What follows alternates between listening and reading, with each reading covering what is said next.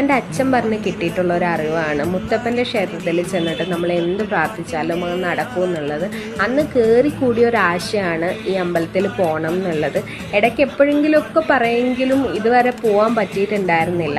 അങ്ങനെ തീരെ പ്ലാൻഡ് അല്ലാതെ, ഒട്ടും പ്രീ പ്ലാൻഡ് അല്ലാതെ അവിടെ ഞങ്ങൾക്ക് പോകാൻ പറ്റി. രാവിലെ ഒരു 8 മണിയായപ്പോഴത്തേക്കിനും ഞങ്ങൾ അമ്പലത്തിലെത്തി കഴിഞ്ഞപ്പോൾ തിറയാണോ തെയ്യാണോ എന്ന് എനിക്കറിയില്ല.